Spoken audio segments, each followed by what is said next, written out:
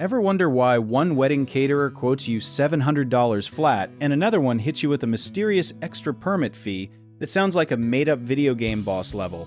That extra fee is not a scam.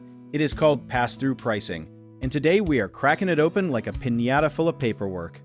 Here's the deal. Some venues sit on land that requires special permits. Think beaches, historic parks, or fancy rooftops with a view that costs more than your rent. Cities charge vendors for the privilege of selling food or drinks there, sometimes hundreds of dollars just to set up a folding table. So a vendor cannot just eat that cost for fun, because businesses are not secretly run by saints. They take that permit fee and they pass it straight through to you, the customer, which is exactly why the same taco truck charges different prices at different parks. Picture two lemonade stands, one on a random sidewalk and one inside a national park. The park one has a permit fee attached like a clingy ex, so guess who is paying extra for that lemonade? It is you. This is why menus shrink at expensive locations, and no, it is not because the chef suddenly forgot how to cook. Fewer menu items mean less prep, less waste, and fewer chances of losing money when the permit alone already ate a chunk of the budget. Think about it like packing for a trip with a tiny carry-on bag. You do not bring 10 pairs of shoes, you bring the 3 that work the hardest, and vendors do the exact same thing with their food options. A simplified menu at a pricey venue usually means 3 or 4 items, maximum, chosen because they are fast, cheap to make, and popular enough that nobody complains. It is basically the vendor version of only bringing your greatest hits to a concert instead of the deep cuts nobody asked for. Now here's where people get confused. They think vendors are just being greedy weirdos who love charging extra. In reality, most vendors are working with thin profit margins, sometimes only keeping a small percentage after ingredients, labor, and yes, permits. Let us talk numbers for a second because it makes this click faster.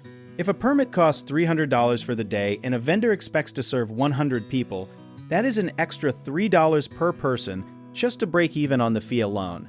That is why pass-through pricing exists. It is not a trick. It is basic survival math dressed up as a menu price. Vendors are not villains twirling mustaches. They are just trying to not go broke while also handing you a decent burger. There is also a psychological trick vendors use, and it is sneaky in a good way.